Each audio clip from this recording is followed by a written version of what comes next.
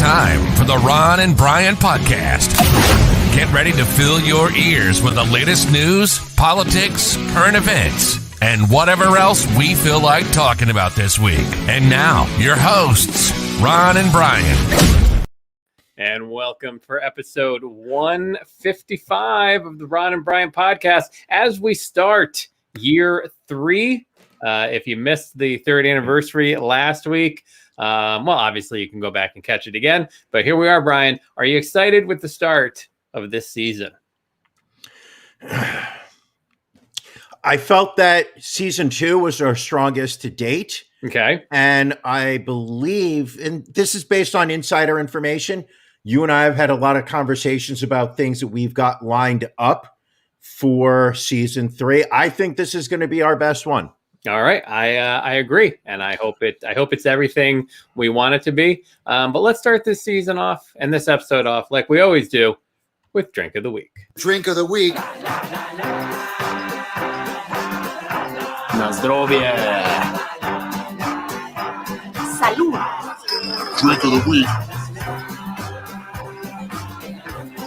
Sláinte.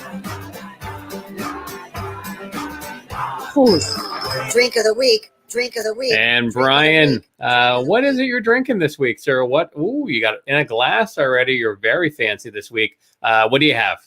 Talk to us. You know me, I'm all about Jersey. I love New Jersey. I grew up there. Some of my closest friends are from the state. It's rich in its heritage, in its culture. Coming out of Ross Brewery, this is called the Navesink IPA. It's their flagship IPA. It's inspired by the river that runs alongside their hometown of Red Bank.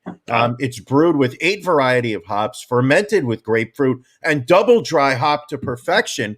The Navesink IPA presents notes of apricot, citrus, peach, and a mango, for a tart, fresh, and juicy hop bomb. And take a sip. Let us know how it is. Come on. I kind of feel like one week you're going to show some level of appreciation for my enunciation of the description of my beers, and it never happens. I keep wanting to make sure you strive to be higher and better. How is it? You look, you're contemplating. All right. It's pretty good. For one thing that you should know about it, it's coming in at a 7.8. Ooh, that's a hefty beer. So it's gonna be an interesting Brian later on. Ron? Yes. What are you drinking? Well, this week, one of my favorite breweries, Dogfish Head Brewery out of Delaware. This is Costumes and Karaoke. This is an imperial cream ale with turmeric, ginger, cinnamon, star anise, oats, and cardamom with vanilla bean added at the end.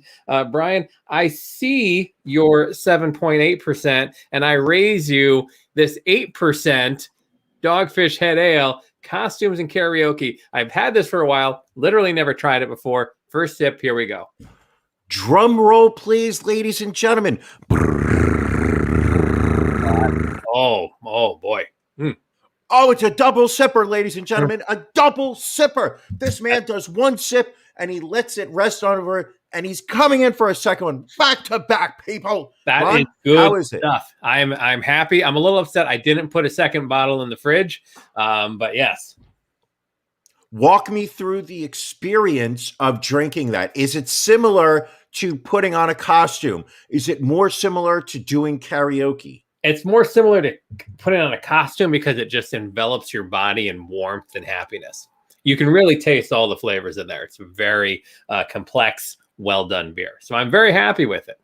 Have we ever talked about your karaoke championships? I don't have any championships, but I have done karaoke a time or two. Don't know if this is the time or the place, though.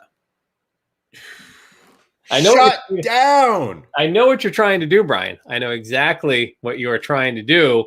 You are trying to keep me from moving on to This Week in Racism. This Week in Racism. Brian, I know you hope every week that it'll be better and better. No, it is another full 2 pages of racism again this week. Damn it. Going to try and keep again a tight 10 minutes on racism. So let's get started, Brian. A white comedian has sparked outrage for racist jokes against an Asian American comedian who introduced him. Comedian Peng Dang had the job of introducing fellow comedian Toady Hinchcliffe up onto the stage during a recent set in Austin, Texas. Hinchcliffe started his set by using a racial slur, calling Dang a, quote, filthy little fucking C word, and mocked him by talking in a stereotypical accent. Since the video of his set went viral, Hinchcliffe has been dropped by his talent agency, WME Entertainment, and removed from the lineup of 2 live Joe Rogan shows this week. Caleb Kennedy, of the final 5 of this season of American Idol, announced his departure on Instagram Wednesday as a video circulated showing him sitting next to someone wearing what appears to be a Ku Klux Klan hood. Caleb apologized for the video, while his mother defended him, saying they had just watched the movie The Strangers Pray at Night and were imitating the characters from the movie. Oklahoma became the latest state to pass legislation prohibiting K-12 schools from teaching critical race theory, as Governor Kevin Stitt signed Bill 1775 into law. As a result, the Black Wall Street Times is calling for the governor to be removed from the 1921 Tulsa Race Massacre Centennial Commission, which had opposed the legislation. The Oklahoma City School Board unanimously denounced the new law, saying that it only exists to protect white fragility. The LA Times published a report that entertainment agency ICM Partners allegedly maintained a, quote, hostile work environment where women and people of color were subjected to harassment, bullying, and other inappropriate conduct per a group of 30 current and former ICM employees. In 2019, the same agency also received backlash after Black assistants and other lower-level staffers claimed they were instructed to pose as agent trainees in a promotional video intended to make the agency appear more diverse than they truly are when it comes to the higher-ranking roles. A Black homeowner in Indianapolis has filed a discrimination complaint after an appraisal on her house increased by $100,000. Carlette Duffy wanted to get her house appraised last year, but thought something was up after she received 2 appraisals that were basically the same price she paid for the home in 2017. After listening to a speech about housing discrimination, she decided to conduct a test by removing all family photos, African artwork, and certain books, not disclosing her race to the appraisers, and having her white friend sit in on the 3rd appraisal. After removing all traces of her Blackness, her appraisal magically doubled to over $100,000 more than she was initially offered. The discrimination complaint filed by Duffy and the Fair Housing Center of Central Indiana asked the Department of Justice to investigate the discrepancies between the appraisals. In this week's Reason Why People Don't Trust the Police, an Oregon police officer is facing criminal misconduct charges after he drove home after another officer who was suspected of committing a crime instead of arresting him. Forest Grove police officer Bradley Schutz was indicted on 1 count of first-degree official misconduct stemming from an incident on Halloween last year when off-duty officer Stephen Teets drunkenly terrorized a Black family outside their home. In addition to driving Teets home, the family's attorney alleges that the investigating officers also failed to search him for weapons, intentionally omitted from their police reports that the incident was motivated by the Black Lives Matter flag on their front lawn, and they did not turn on their body cameras. Teets is facing charges of second-degree criminal mischief and second-degree disorderly conduct. 3 New York City police officers were arrested Tuesday and charged in connection with an alleged tow truck bribery scheme. The investigation into this scheme showed that Officer Robert Smith repeatedly used the N-word and expressed his support for the Ku Klux Klan. Quote, "Bro, I point my gun out the window now at N-words and watch their reaction and drive away," Smith texted, according to prosecutors. And, quote, "Now the real Smith will shine. I even shaved my head. Klan." 2 Black women riding bikes in Central Park were falsely accused by a white woman of beating her. The incident began when Alana Lambert and Shakiria Thomas dropped a phone charger, which the unnamed woman ran over and grabbed. When they attempted to get the charger back from the woman, she called 911 and accused the pair of touching and beating her for refusing to return the phone charger. At one point, Lambert can be heard in the video asking the woman if she is racist, to which the woman replied, "Yes, I am. I pick my race over any race. What's your problem?" The women eventually got their charger back, but NYPD officers decided that they did not have the grounds to file a police report against the woman. A high school baseball coach in Kansas has been placed on administrative leave after he was accused of telling the only black player on his team to turn his rap music down and referring to it as N-word music. NBC News reports that Dave Flood, who coaches high school basketball at Olathe North High School in Olathe, Kansas, was placed on leave Friday, shortly after the allegations against him were posted on Facebook by the father of the black student athlete. The Olathe School District has released a statement confirming that the coach's alleged comments have been investigated and that the district has recommended that he be fired. A high school teacher in Alaska has been put on administrative leave over remarks that she made during a virtual class. The unidentified teacher from Lathrop High School, referred to as Ms. Gardner in a video of the class posted on YouTube, told her students that George Floyd would be alive if he had complied with police officers, that police do not have time to choose between their gun and a taser, and that students shouldn't dress like thugs with their pants around their knees if they don't want to be targeted by cops. The teacher will remain on leave until the school district completes an investigation. A coach at an Illinois high school has resigned from her position after a racist comment she allegedly made to a student resulted in so much outrage that someone called in a bomb threat. Sarah Baker, a coach and teacher at Marion High School, allegedly called a 15-year-old student athlete on the track team a, quote, barefooted African from the third world. Baker allegedly made the comment last month after seeing two black students running up a hill without shoes on. People began to protest at the school as news of the comments got out, and Baker was put on paid leave as a result. Then a person in New York made a call to the school threatening to blow it up if the teacher wasn't fired. Baker apologized to the student for the comments, but the girl's family said it was insincere. Baker was also under scrutiny from school officials for using Snapchat to, quote, professionally communicate with students. The school board accepted Baker's resignation on Wednesday, though they will allow her to be transferred to another school in the district. A woman was caught on police body camera footage verbally abusing an officer after she was pulled over during a routine traffic stop in San Dimas, California.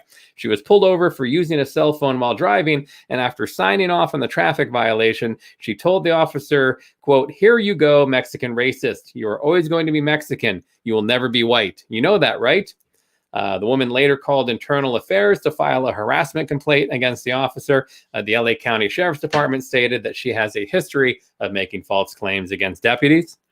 A man has been arrested after assaulting an Asian restaurant owner in Arlington, Virginia. Jordan Bevan consumed $70 worth of sushi rolls at Bonsai Grill in Crystal City before taking off before paying. The owner and her son, Henry Kim, followed him out of the restaurant, and when Kim called 911, Bevan pushed his mother to the ground, saying, "Get out of my face. You Asians have the coronavirus. I don't want it from you guys. Get away." Bevan has been charged with defrauding an innkeeper, felony assault and battery, and it has also been reported to the Virginia State Police as a possible hate crime. And finally, in the category of I don't know how I feel about this, a Dunkin' Donuts employee in Tampa is charged with the death of a customer after he allegedly punched the man for using a racial slur, causing the customer to fall and hit his head. The customer, a 77-year-old man, was going through the drive-thru when he became upset due to a lack of service and was asked by staff members to leave.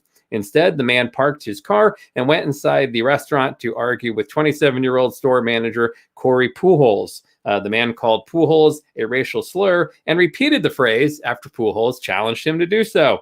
That's when police said Pujols punched him in the jaw, knocking the man out and causing him to fall and hit his head on the floor. The man was transported to a local hospital where he died 2 days later. Police arrested Pujols and charged him with aggravated manslaughter of an elderly adult.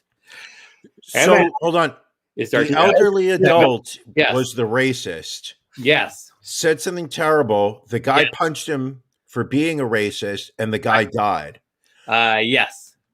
In your research, and I know you do exhaustive research here, does Mr. Poolholes have a legal defense Kickstarter going on right now? There are Or actually a GoFundMe? there are a few different GoFundMes that have been started to help raise funds for his defense, as he is looking at potentially 30 years in jail should he be convicted on this manslaughter charge. After this show, would you be comfortable sharing with me one of the links to those GoFundMes? Because I would like to send that man's lawyer a couple bucks. I will hunt it down. I want to make sure there's a few on, but you always want to make sure it's the right one. So I think I think one of his cousins has set one up. So I will attempt to find that for you. And you know, when someone's cousin is asking for money, it's absolutely legitimate. I mean, completely legitimate. You know, penny for penny is going to the cause that it's for. Look at that. Right under 9 minutes, 22 seconds. Told you, Brian. Tight 10 minutes. In fact, I may rename it. It may change from This Week in Racism to a tight 10 minutes of racism. I haven't decided yet. We'll see. We'll discuss that. The show thing we should probably discuss. In the meantime, not much to discuss here. It's time for Beef of the Week.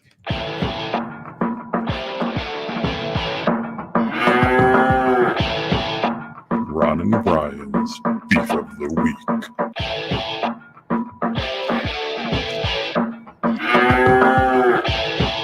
All right. Brian, what's bugging you this week? My meniscus. Ooh. The meniscus in my left knee has I saw decided. you were getting it something or other, vibrated or scanned earlier. I'm back on the physical therapy, Ron. All right. I believe I have a small tear in my meniscus that I aggravated about 6 weeks ago. I did not seek physical therapy at the time because I am an idiot and believe that things just go away if you don't pay attention to them.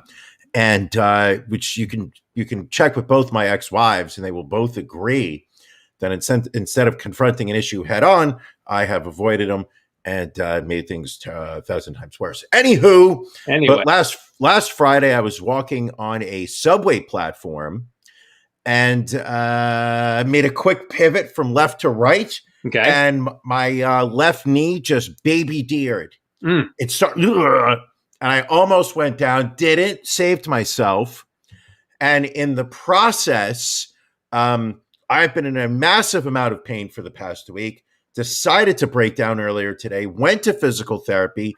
And the guy said, listen, I think if we do physical therapy and we do this properly, you should be able to avoid an MRI and possible surgery. Well, I will keep my fingers crossed, and hopefully that'll be the case. I know it stinks. You get to our age, and your body just doesn't respond the way that you want it to. I get it. Anything else? Is that the bulk of your beef? That actually that has put me in a foul mood all week. That's fair. Is that every step I have taken hurts? So it literally has made me in a bad mood at all times. So anybody who has communicated with me and has picked up on a lack of joy, left meniscus. Fuck it. Take it easy. Ron? Yes. What's bothering you? My beef this week, Brian, is the narrative that people don't want to work anymore because of the added unemployment benefit, not the fact that there are industries that are just horrible employees and people get underpaid and whatnot. Like I was watching Preach on. Watching CNN this weekend, and they had I think it was a restaurant owner / chef from Iowa or Idaho or some horrible place to live. And he was complaining. He said, well, I have to pay my bartenders $10 an hour now to get people to work. He's like, and if this keeps up, I may even need to offer them health benefits. He's like, I'm working 7 days a week. Like if you're a small business owner and if you're in the food industry, you're working 6 or 7 days a week, regardless of how many employees you are. But hold on. How do you know that, Ron? Is that just something you've read? It is between my Quiznos experience and, just life lessons in general. You learn things seriously. But listen, you knew I was trying to make a Quiznos reference. So But if an extra few $100s a week is convincing people that they don't want to work for you, then maybe you were just a horrible employer to begin with. And it's good to see there is a ton of backlash going on out there for employers that are trying to really pump this narrative. Well, it's a couple things. A, the $300 that has been added to the unemployment checks for many absolutely is a deterrent to low income employee in the workers in the low income workforce. It absolutely is a deterrent from them returning to low paid jobs. Right. At the same time, why is it considered okay in this society for a business to exist and be profitable on the basis that its employees are being paid a below standard wage? Right. I mean, if people were paid living wages, it wouldn't be an issue. And if you can't run a business because your employees, your labor is too expensive, then maybe that business shouldn't exist. Maybe you're not. Maybe this thing is not worthy of existence. If Right. the only way that you can stay in business is by paying a waitress $2.10 an hour, and then looking at your customer base to fund this woman's bank account. Yeah. So yeah, I don't know how. Hold on. I don't know how the restaurant industry was able to get away with paying people below minimum wage. However, that became legal is just beyond me. well, they have a very strong lobbying group, is what it comes down to. I didn't expect you to actually come with a legitimate, rational response. Kudos to you for shutting me down. I appreciate it. Thank you very much. All right, so that's our beef. We got a bunch of stuff, Brian. What do you want? Do you want to get to news first? Do you want to get to a bit first? I know I'm excited about our horrible history. We can do that, or we can Ron, put that off a bit. Yes, you decide. What are we going to do next? you know what? Where are you taking me? Because this is something that you've come up with, I kind of want to ask the question: what would Ron do? So, Brian, All right. Give me your scenario for this week. It was earlier this week. I believe it was Monday morning or Tuesday morning. Okay. My commute into work. Now, I know that, loyal listeners of the show are well aware that I am no longer working from home. I am braving the New York City underground subway system to help me commute from my home to my office. One of the things that has been very interesting in New York this pandemic is the subway system, is the homeless problem that exists in New York City. The homeless problem has always existed in New York City, but we kept these people in shelters out of sight, out of mind, and we pretended there wasn't a homeless problem. So it was Monday or Tuesday morning. I am getting off the first train at 59th and Lexington. I am going down a flight of stairs, limping, mind you, because of my injured meniscus. Yep. There is a slight walkway before I walk down another flight of stairs, which will take you to the second train that gets me from 59th Street downtown to the financial district where my office is. Okay. So I'm walking down the first flight of stairs, minding my own business, headphones in my ears, la-di-da, not a care in the world. I hit the landing. I'm walking down the walkway, at which point I see I'm going to say this man was probably in his mid-50s. He appeared to be Hispanic culturally, and he also appeared to be completely naked. Okay. A wild, crazed look on his face. The man is screaming something. I have my headphones on, music on, could not hear a word. I see a gentleman standing several feet away from him with a phone in his hand, and he's talking into the phone. The homeless man I would like to mention to you is also bleeding Ooh, okay. from the stomach area. Okay. You've painted a picture. All right. What would Ron do? In what way? I mean, What would Ron do? I would maybe stop for a moment and ask the person on the phone if they were calling for assistance for this man.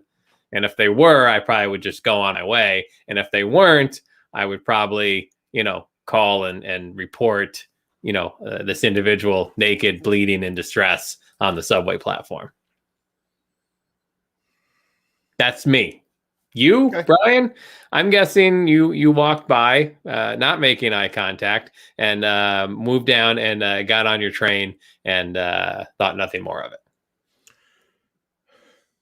You're about 20% correct. 20%. Okay. Tell me the 80% I missed. I stopped, Okay. came to a full stop, Wow. Okay. made eye contact, Wow. stared at this man. He made eye contact with me. I then went to grab my phone from my jacket pocket because I was going to take a photo of him for my Instagram. Okay. And you didn't. Exactly. I sat there and said, you know what? I don't believe that this man's mental state needs to be paraded for social media clout. So I turned my head. I walked down the rest of the walkway. I walked down the flight of stairs, at which point I see the man's clothes. So now you're starting to piece things together. I see a polo shirt that was yellow, green, and white, and red for where the blood was. I saw droplets of blood near the shirt. I saw a pair of jeans. I saw 2 sneakers and 2 socks. And I regretted not taking the fucking picture. Listen, It ate away at me for like an hour that I didn't take the picture. And I agree with Elisa here. You made some baby steps just then. You allowed this man to maintain some of his dignity by not taking his photo and posting it on your Instagram. I saw him naked. He is what I would refer to as, someone that I can relate to. He was a grower, not a shower. Okay. There was no dignity at this point. There was nobody walking by him sitting there, impressed with where this man was, how this man was approaching life. I wanted the photo. Just so you know, good deeds do get rewarded. Lisa said she's going to buy you a dance for being an ethical person. Am I really an ethical person? Am I trying? Did I just make one right decision? I'll take the dance. Don't get me wrong. It was an effort. I'll give you that much. Did he have a mask on, Brian, is the bigger question. No. Then hopefully he was vaccinated. Now, as we were going to discuss, the CDC announced earlier that if you are now vaccinated, you do not need to wear a mask indoors. However, I think what will probably end up being confusing for people is that they still say that, you have to adhere to whatever your state or local rules are. Plus, private businesses can still say, you need to have a mask to come inside our business. So I think the issues that were had with mask wearing are probably just going to be amplified at this point, because I do think it is going to cause some confusion with people. Oh, it's going to get worse. Plus, it's going to get much worse. There's no real way to determine who's vaccinated and who isn't. So it's like now everybody can just be like, oh, I'm vaccinated. But don't you think that this is the incentive for those who are vaccinated? Because if you think about it, the unvaccinated who have been wearing masks have been to a certain extent protected by the mask wearing. Right. I am fully vaccinated. Allegedly. I am not uncomfortable walking in public without a mask on because I know that I have a 99.0 0.02% protection from coronavirus. Frankly, as somebody who had coronavirus last year during March, when this virus was at its worst, I have natural antibodies. I'm not afraid of this virus. I know what this virus will bring to me, and I know I can defeat it again. Especially now that you have allegedly the vaccine pumping through your veins. I'm not afraid to be in public without a mask on. The person who is unvaccinated and is going to walk around without a mask on, I say, fuck them and let them get sick. Let them get coronavirus. Let them die. So you're saying this could cull the herd a little bit more for those people that are unvaccinated and don't want to wear masks. All right, fair enough. Let Darwinism do its job. All right. Let's see what else Oh, that is very interesting. Bill Maher, fully vaccinated and tested positive, so he will not be doing this week's show. Okay. See, this is and tell me if I'm wrong in this logic here. He's tested positive for it. Is he how sick is he? Right. Is he symptomatic? Is he not symptomatic? The odds of the vaccine is not a 100% barrier from testing positive. But the reality of the situation is the likelihood of becoming symptomatic are finite or infinite. Both. Oof. It becomes very small once you've been vaccinated. The odds of being hospitalized after you're fully vaccinated, the odds of dying from this thing after you've been fully vaccinated, even smaller. Like that Hispanic man's penis, so small. So the idea is just the fact that, okay, so you test positive, but if you're asymptomatic and you're surrounding yourself with fully vaccinated people, what's the problem? The only people that you're there to protect, to worry about at that point are the unvaccinated. And at that point, fuck them. I'll cough on all their dirty asses. Well, not their actual dirty asses. I really... Elisa brings up a good point. Just remembering still that kids can't get vaccinated. But again, I think hold on. What? She's wrong here, Ron. She says they're innocent. And if we all know children are never born, they are born with original sin. With my deep religious upbringing, I can honestly say the children are all born with original sin, and they need to be baptized. Well, they're ordained. What's the thing where they what? Yeah, they're born with original sin, but you know what they're not born with? Receptors. So therefore, not having the receptors, Ron, they should be okay. You're good. Thank you. You, my friend. All right, what else do we got here? Can we get to, because I worked so hard on this, and it's been such a long time since we've done this segment. Will you indulge me and let us do a little bit of our horrible history? Sure. With a new video intro, by the way.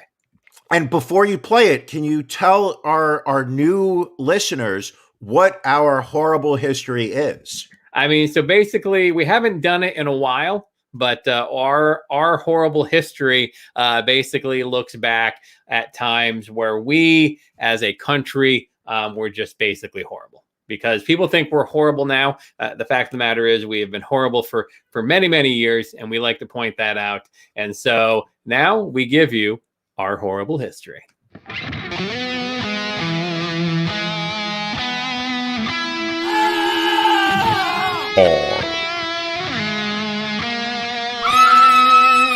Horrible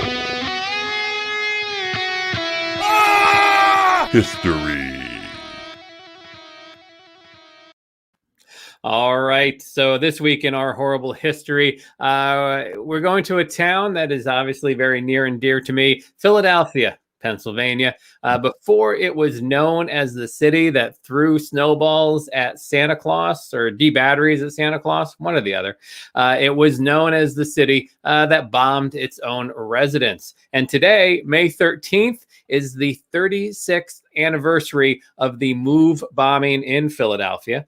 If you are not familiar with MOVE, it was originally the Christian Movement for Life. It is a militant Black separatist group that advocated for nature laws and natural living, founded back in 1972. The group combined revolutionary ideology, similar to that of the Black Panthers, with work for animal rights.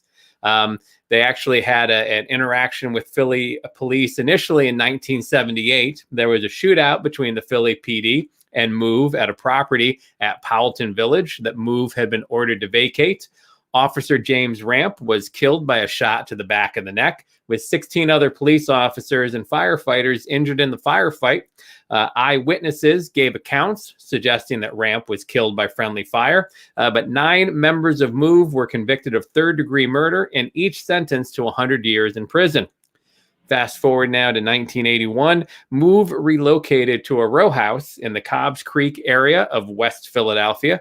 Apparently, neighbors complained to the city for years about trash around their building, confrontations with neighbors, and bullhorn announcements of political messages by MOVE members.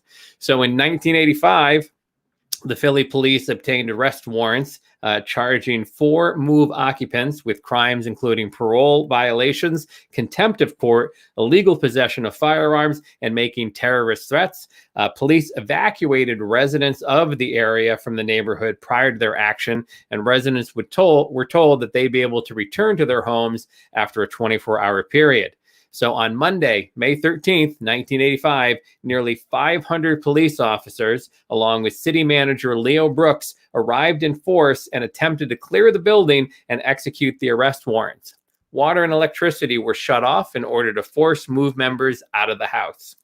Police Commissioner Gregor Sambor read a long speech addressed to MOVE members that started with, "Attention MOVE, this is America. You have to abide by the laws of the United States."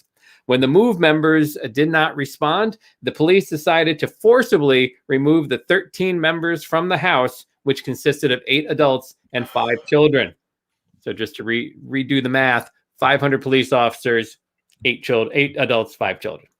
There was an armed standoff with police who lobbed tear gas containers into the building. The MOVE members fired at them, and a gunfight with semi-automatic and automatic firearms ensued. Police used more than 10,000 rounds of ammunition before Commissioner Sambor ordered that the compound be bombed. From a Pennsylvania State Police helicopter, Philadelphia Police Department Lieutenant Frank Powell proceeded to drop 2 one-pound bombs made of FBI-supplied Tovex, a dynamite substitute, targeting a fortified bunker-like cubicle on the roof of the house. The ensuing fire killed 11 of the 13 people in the house, 6 adults, and all 5 children. The fire spread and eventually destroyed approximately 65 nearby houses. After the fire broke out, firefighters were held back and their high-powered water cannons were not turned on until 1.5 hours after the bomb was dropped. Mayor Good later testified at a 1996 trial that he had ordered the fire to be put out only after the bunker had burned, but the police commissioner said he received the order, but the fire commissioner did not. Ramona Africa, one of the 2 MOVE survivors from the house, said that police fired at those trying to escape from the burning building. In the aftermath of the bombing, Mayor Good appointed an investigative commission, which issued its report on March 6, 1986, denouncing the actions of the city government, stating that dropping a bomb on an occupied row house was unconscionable. Following the release of the report, Good made a formal apology, but no one from the city government was criminally charged in the attack. In 1996, a federal jury ordered the city to pay a $1.5 million civil suit judgment to survivor Ramona Africa and relatives of 2 people killed in the bombing. The jury had found that the city used excessive force and violated the members' constitutional protections against unreasonable search and seizure. In 2005, after a civil trial brought by residents seeking damages for having been displaced by the widespread destruction following the police bombing, a jury awarded them almost $13 million to be paid by the city of Philadelphia. And then, if that wasn't enough, in April 2021, it was reported that the remains of 2 of the children killed in the bombing went missing. After investigations into the bombing were complete, the city medical examiner's office gave the remains of Tree Africa, age 14, and Delicia Africa, age 12, to anthropologist Alan Mann, who worked at the University of Pennsylvania. When Mann transferred to Princeton University in 2001, he reportedly took the bones with him. After the news of the remains became public, UPenn, Princeton, and Mann released statements that they did not have possessions of the remains. In Mann's defense, he did say that he was unable to return the remains in the 80s because he was unable to identify them. He said he had asked members of MOVE to provide DNA samples to help with the identification, but they declined. And then this week, it was announced that Philadelphia Health Commissioner Dr. Thomas Farley had disclosed that several years ago, he learned of remains found by the medical examiner's office that belonged to victims of the 1985 MOVE bombing. Instead of fully identifying those remains and returning them to the family, he made a decision to cremate and dispose of them. Mayor Jim Cheney asked for Farley's resignation today and has also placed medical examiner Dr. Sam Gulino on administrative leave, pending a full investigation. And that, my friends, is the story of the MOVE bombing. You all right, Brian? You look a little... It's offensive and depressing all at once. It is,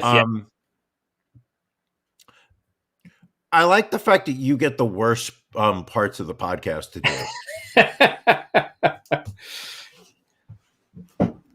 I was saying to somebody earlier today, the putting together the This Week in Racism is probably the worst part of my week. But what can we talk about to maybe cheer us up a little bit, Brian? I think I have a story that will cheer you up. Oh, a story. It is a follow-up. Okay. It's a follow-up on last week's, was it last week's What Would Ron Do, or 2 weeks ago, What Would Ron Do? When I was talking about going to a baseball game and touching a baseball when being told by fans to give it to a kid. That was a couple of weeks ago, yes. And you gave I said it. I gave it to a kid. This past Friday, I went to Yankee Stadium to see a game between the Washington Nationals and the New York Yankees. And as I am wont to do, I showed up to the stadium when the gates opened up so I could, with my friend, who shall go nameless. I'm not here. I don't name names. I'm not a snitch. Anywho, so we got to the stadium when they opened, purchased a beer, walked over to the area right behind home plate, sat down, took in the beautiful vista that is Yankee Stadium, watched the Washington Nationals complete their batting practice, at which point at the end, my friend, Ron. Oh, is that an official Major League Baseball, Brian, that you got right now? Yes. Nice. And not only that, but it is stamped. I don't know if you guys can make that out. Oh, yeah. Practice ball. It has been stamped practice. I got a baseball. I am now 43 years. I've been going to baseball games, and I have never walked away with a free baseball. I did it. I feel this is karma, Brian, because you did the right thing and gave that child the baseball before. This is karma paying you back in the plus side, my friend. Which means that because I didn't take the photo of the naked Hispanic man, I should receive photos of naked Hispanic women on my phone, right? It would stand to reason, and I will see if I can facilitate that for you. I will get the wheels turning and see what we can do there. Now, if you could find me a thick Latina with 2 C's, I will work on that. So what else is going on this week? Liz Cheney voted out of her leadership role. Fuck the Republicans. Fuck them so much. Because she doesn't want to support the big lie or Donald Trump. So she is, I guess, slightly less shitty than the rest of the GOP. So she is out, and that piece of trash from upstate New York, Elise Stefanik, looks like will be taking over as well. What do we know about the piece of trash from upstate New York? Because I've never heard this woman's name, and now suddenly she's being considered for a leadership role in the House. I mean, basically, she was someone who was very outspoken against Donald Trump initially until he won the election, and then she basically kowtowed to him. Voted against in the election. It still pushes the big lie. Basically, a slightly more educated Marjorie Taylor Greene, if you will. Okay.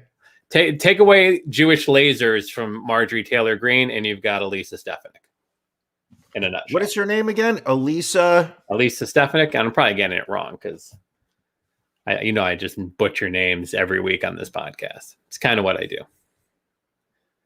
So yeah, but again, she looks like upstate New York garbage. Liz Cheney, also horrible, but again, at least had somewhat. But she had principle. She had somewhat of a moral. At least was able to say, "I have my own opinion. I'm not afraid.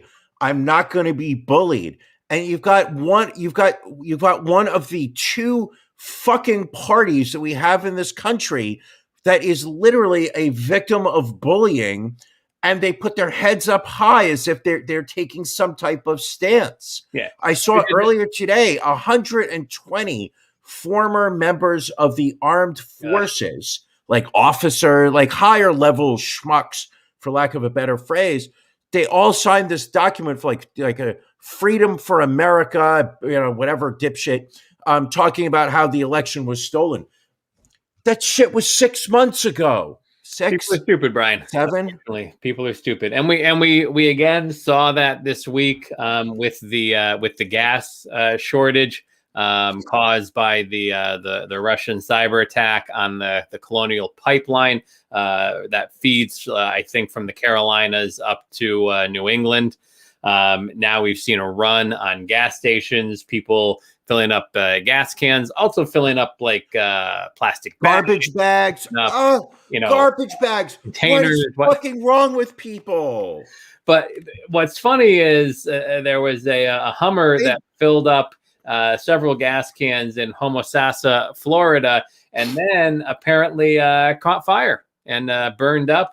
The driver refusing medical attention against everybody else's advice. But yeah, his Hummer burned completely up. So the nice thing is, because of something like that, your insurance typically doesn't cover that. And then you have to pay for the city services that had to come out and, put the fire out in your car. Oh, this person won't pay the bill. We know that. But it's amazing because we say don't go panic buy, don't go panic buy. And then people just go fucking crazy. And but people went panic buying without even needing it. They literally were like, it literally was, pipeline's going to be down for a couple days. Right. It'll be back up. It's already up and running again. Yeah. So, I mean, and you had people literally taking it'll be fixed. Yeah. But this is the problem. And this is my issue, is that you've got people who have 3/4 of a tank of gasoline. They are going to run to fill that up so that they have a full tank for, God forbid, I'm an American and I deserve a full tank. And they don't need the full tank. Right. They can wait a couple days. But what they're doing is ensuring that 1/4 of a tank could go to somebody who's at almost empty right now and is going to be unable to use their car. It's the same people who won't get vaccinated, Ron. It is. It's without a doubt. And the people that feel the vaccine isn't safe are putting gasoline in a Ziploc and tucking it in their back pocket. Fucking idiots. Brian, we always try and do things to the best of our ability here. Sometimes we fall a little short. You mentioned that we have a correction to tell people about. It wasn't a big correction, but something that was pointed out to me over the weekend after last week's episode. And, I went back and I did some research. I know you think that I don't for the show. You think I just show up here at 7:45 and just wing it, which I don't. I prep. But I did some research, and something you said last week was not true. Okay. Please. Last week you said that on September 10th, 2001, an email went out to all of the Jewish workers at the World Trade Center telling them not to show up for work the following day, which obviously the following day, September 11th, 2001, we know, tragic terrorist attack. Over 3,000 people perished in downtown New York City. What you said last week, that no Jews died on 9/11, it was incorrect. I would like to issue a correction to those that may have heard that and think that was true. That was not true. It is actually well documented that there were Jewish workers in the World Trade Center who did die on September 11th. I'm going to save the I will save the listeners, right? I don't recall saying that, but I will. I sometimes black out during the podcast, so I mean it's very possible that could have happened. So I will take your word on it, and I apologize. Yeah, and there it's corrected. Brian, it's time for your favorite song.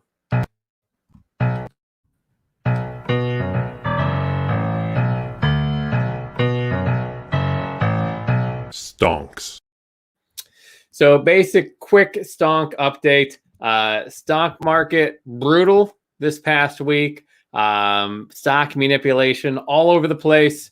We are still feeling good about a lot of our stocks. We are still feeling good about LaborSmart and Next Level Hydrogen Water. In fact, they signed a joint distribution agreement with Manny Pacquiao to produce Next Level Hydrogen Water in the Philippines and distribute to all of Asia, which represents 39% of the world's non-alcoholic beverage market.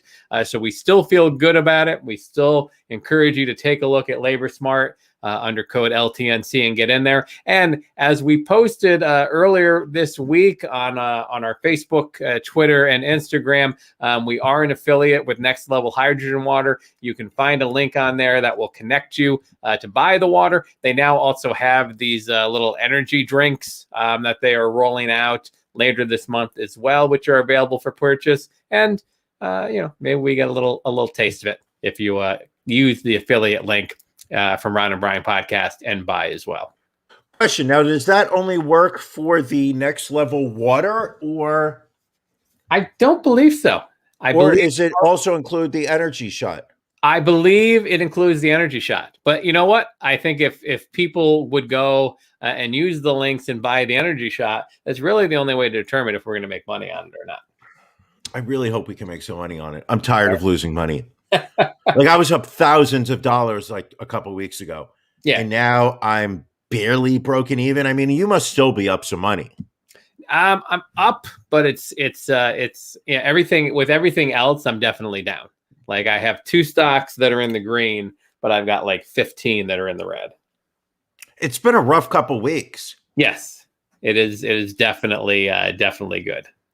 So 2 comments I think are very apropos. Brian's show prep, making sure all of the necessary glassware is ready. Very important. And Brian's show prep also goes to people who remind him to send the email for After Dark, which I think you were a little bit better this week. But in case you don't remember, after this podcast, we do Ron and Brian After Dark at 9:30, which you can join if you are a member of our Patreon at the bronze level or higher. You can become a patron by visiting ronandbrianpodcast.com in the upper right-hand corner. Click the link. $10 or higher gets you live access to the After Dark. We also have a bunch of great swag that we'll send you as well. So it's just a good time. It's just fun. Brian, take that shot. I want to get your take on the situation going on in Gaza right now. What's going on in Gaza? Between Israel and the Palestinians. There appears to be a lot of violence taking place. And you said that you have your finger on the pulse of everything going on there. I don't know anything about Israel. I'm very come on, okay. Yeah. All right. Okay. So what's going on in Israel is this: Jerusalem, the birthplace of Jesus.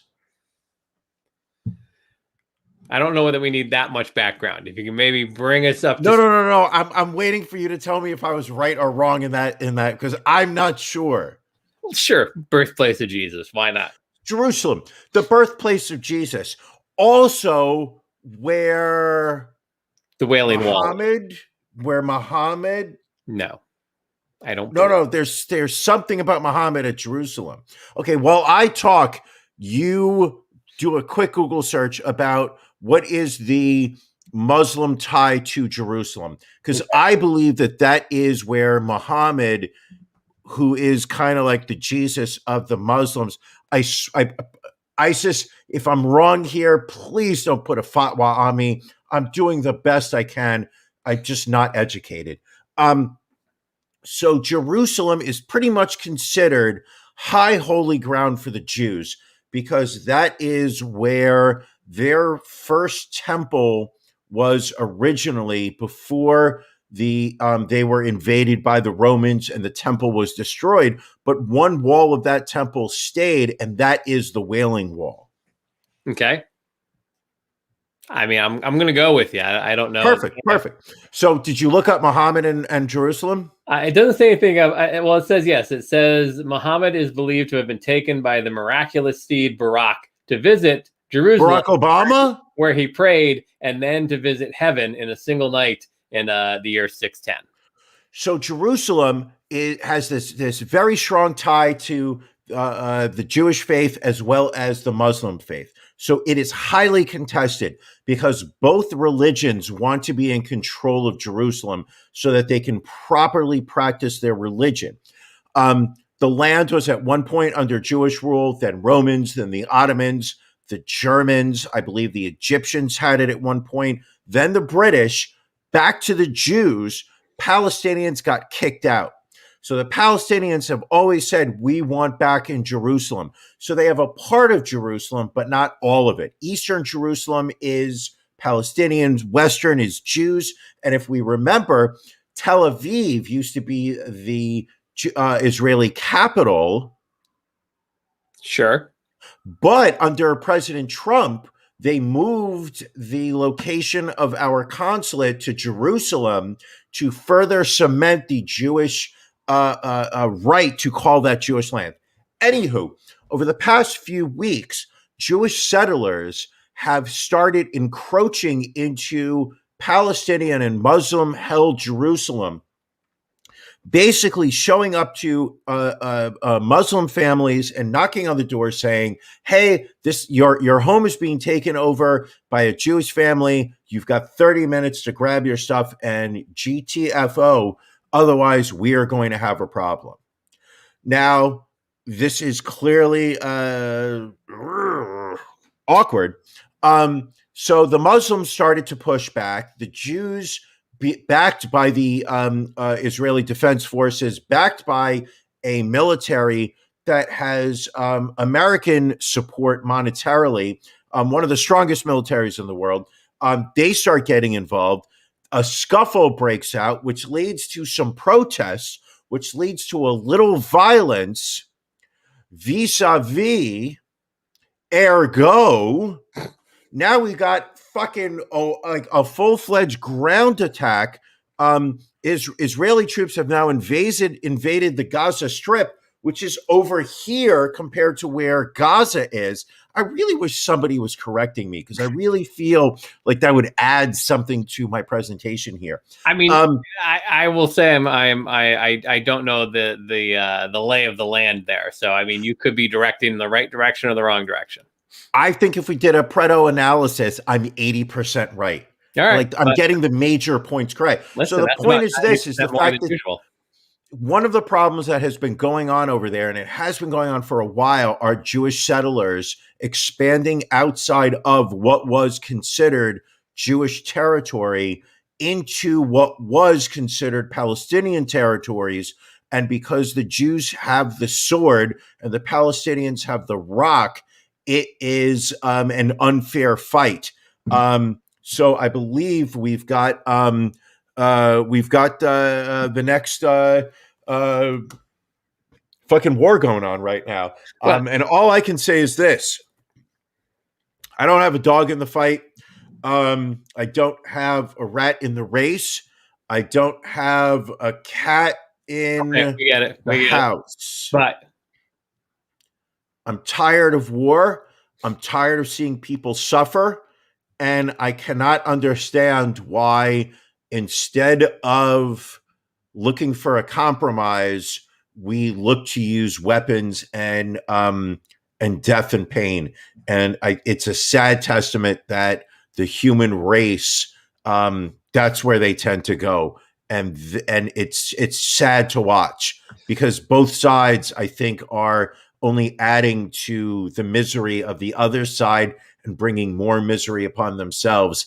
And it's so fucking sad to watch because at the end of the day, nobody really wants there to be any progress because you've got too many people profiting off of war right. and profiting off of misery, and they want to keep it going. And nothing ever changes for the better. First, kudos to you. Elisa says you're a man for taking the stand on this, and you've been upgraded to the champagne room. So that is exciting for you. I know you're a fan of the champagne. I don't know. I can handle a champagne room.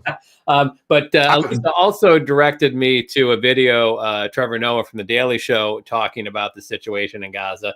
And his point was it's a very complicated situation. There's bad on both sides. There's good on both sides. But he kind of touched on what you said there as far as the military might of, Israel versus Hamas. Like Hamas fires all these missiles over towards Israel, and their defense systems are so great that none of them get through. Like they either get destroyed or they fall short. And you see that in the death count, which I think was up to about 65 of the Palestinians, about 15 or 16 of them children.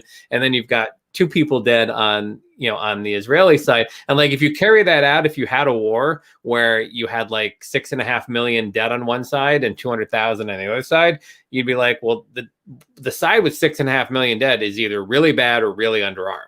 And his point was, yes, you are being provoked by Hamas, but because of your might, does it make sense to strike back in the way that you're capable of? Or does it make more sense to just defend yourself and, have a bit of mercy with the civilians that are being caught up in this battle right now? And clearly Israel is like, we're just going to defend ourselves, and whoever dies, dies.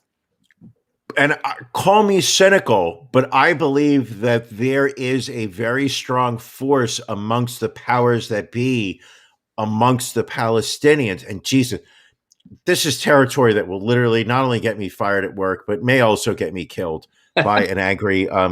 But I genuinely do believe that there is a strategic decision amongst the power brokers of the Palestinians to ensure that it never is a fair fight, that they are able to garner public support because they're seen as the impoverished, because they're seen as the David versus the Goliath, and that if they were to ever elevate outside of the role of David, that they would lose the sympathy vote. So therefore, it is to the Palestinians' advantage for them to not be able to fight a fair fight, for them to launch a rinky-dink missile, knowing that it's going to get blown up in the air and that the Israelis are going to, because the Israelis are very predictable, they will always jump at the opportunity to just fucking level the Palestinians in their homes,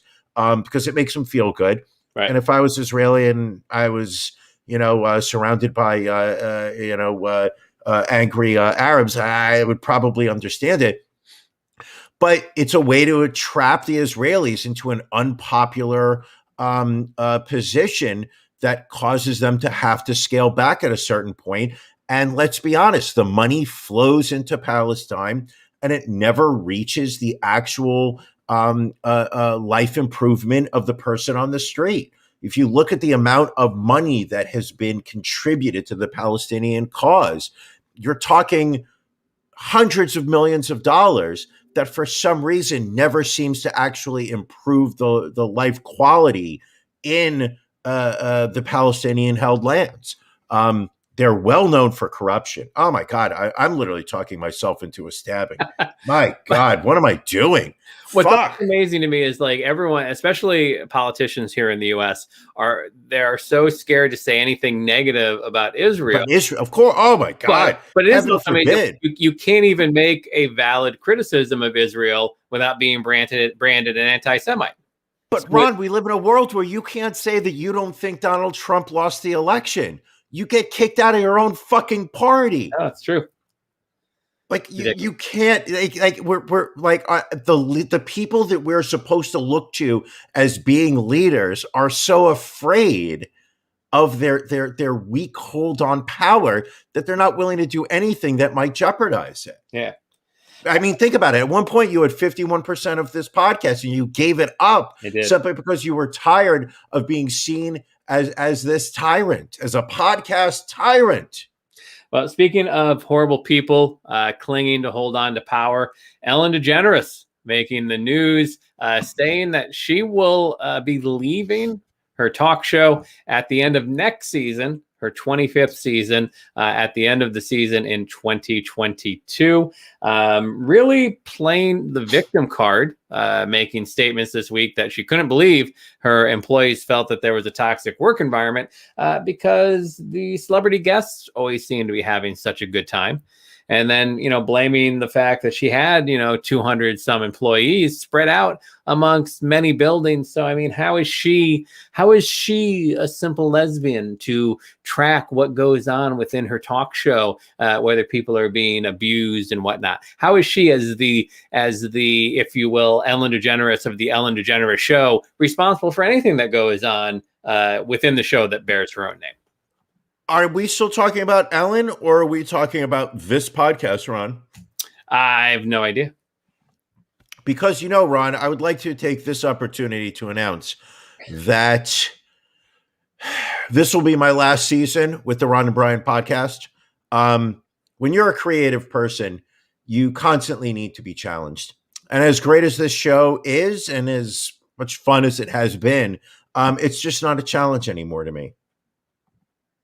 I understand, and we appreciate your sacrifice, and we will be putting feelers out for a replacement. Whoa! Oh yeah.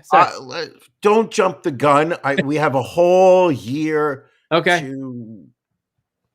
I will say this though, as far as a replacement for Brian, we will give preferential treatment to anyone that is a Patreon subscriber. So if you are interested, diamond level, they have to be a diamond level or higher. Or higher. If you want to fill Brian's seat, then consider going to ronandbrianpodcast.com, filling out the subscribe to Patreon. And again, you get access to After Dark, which starts at the bottom of the hour here. So it is a pretty good deal. Brian, Ron, can I ask you a question? Of course you can. What are you watching? What am I watching? Really, the only thing. I'm keeping up with the Handmaid's Kardashians. Yeah, the Handmaid's Tale. Keeping up with the new episodes as they release them, and I've also been watching this show, Cruel Summer, on Freeform, which I catch on Hulu as well.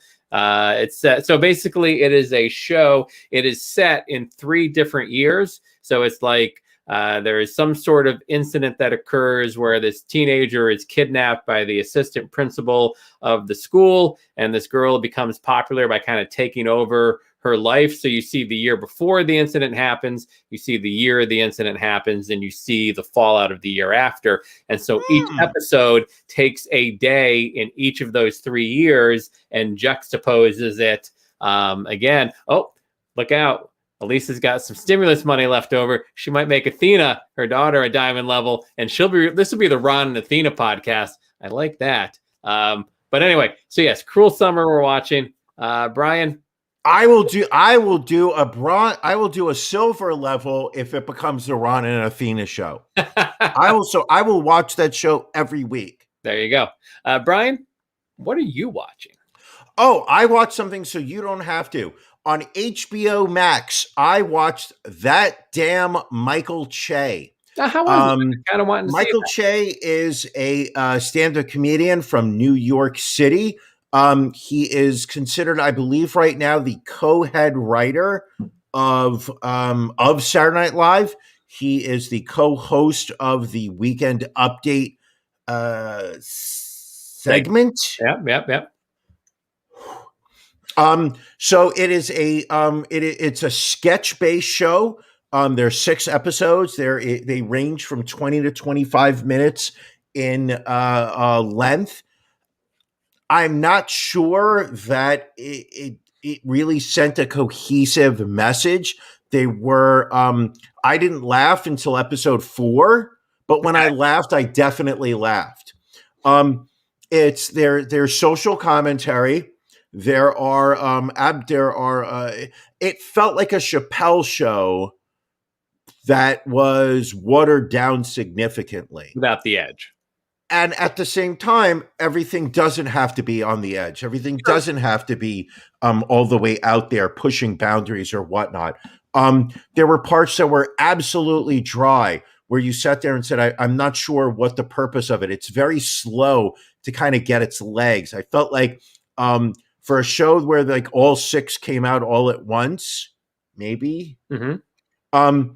There, it would have felt like the episodes were more consistent, but episodes 1 through 3 were very slow. I sat there and said, listen, I got another hour. I'll knock out the rest of the show. That's when I felt like it picked up steam and became worthy of spending the period of time. I recommend it if you want to have a sense of the African-American experience in 2021. I think if you like the Saturday Night Live type of humor, slightly irreverent, I recommend it, but don't hold it against me if you give up 2 episodes in. All right. Sounds good. Well, thank you for watching us. We are going to wrap things up here. We're going to get ready for After Dark starting at 9:30. Again, Patreon members, bronze level or higher, get to join us. So if you want to catch it real quick, if you go over to ronandbrianpodcast.com, click Become a Patron, join us, and we'll get you the link out real quick. Otherwise, we will be back next Thursday night here at 8 o'clock. Me, Brian's torn meniscus. We will all be in the house. Brian, anything else before we get on out of here? It's your meniscus. It looks pretty bad. Fucking hurts. All right. Well, thank you all for joining us, and we will catch you all next week.